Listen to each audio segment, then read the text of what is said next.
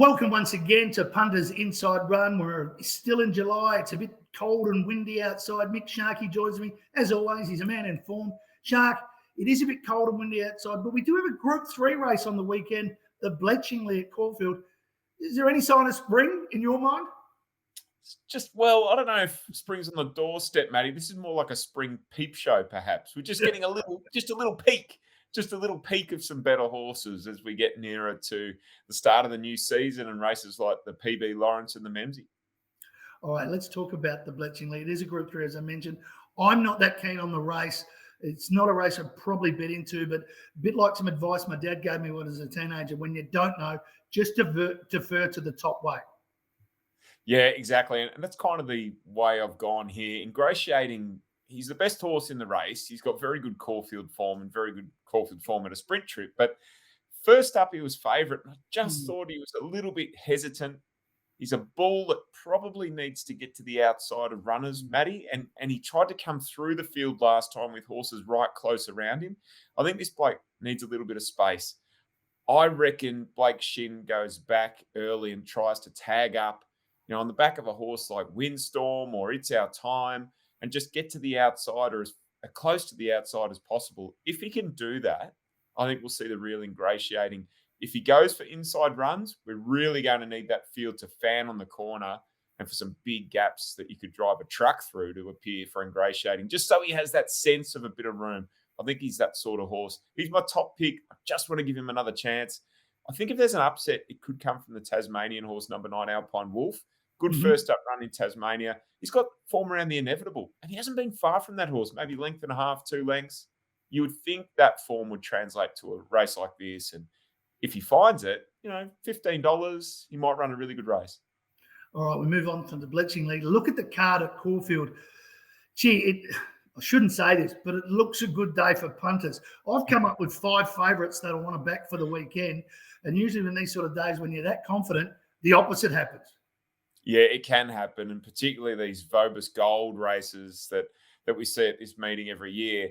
You think, oh, well, here's one, put a big circle around that. That'll just win again, and then something gets up at 20-1 and knocks you over. So it is a bit of a day for the roughies. In saying that, I've probably gone with the shortest favourite of the day as my highest confidence bet, race 6, number 1, Kin. She's destroyed a similar field here last time. I know she's up in weight, but she gets a couple of kilo claim.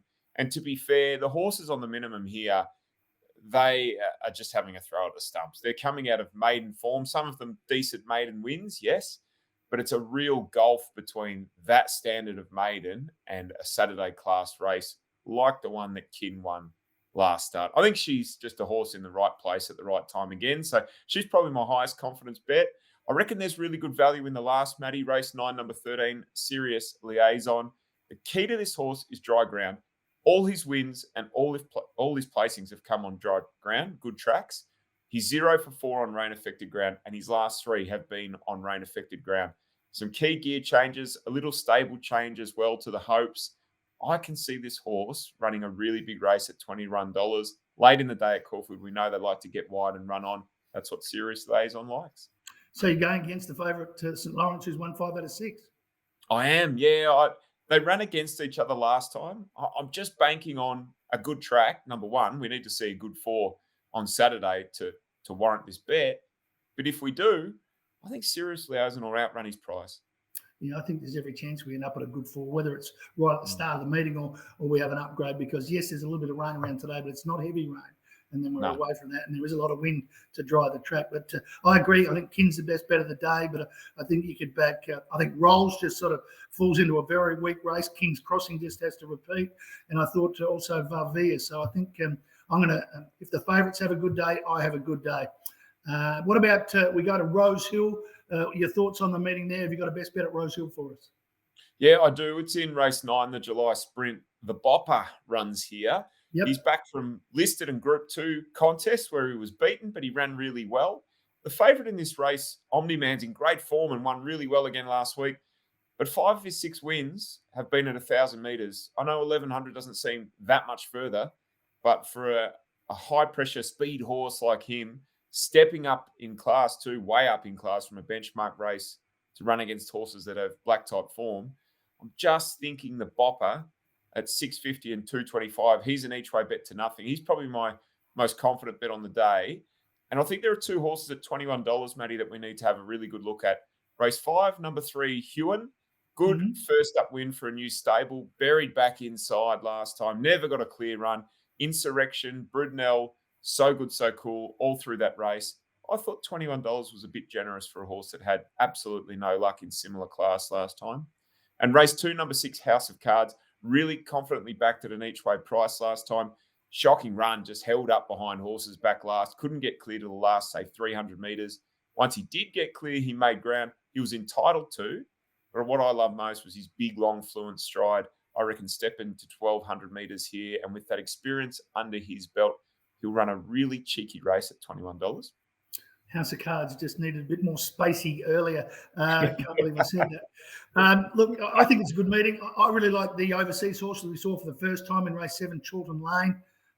Really didn't win by a lot, but it ran the fastest 600 of the day, stepping up in distance.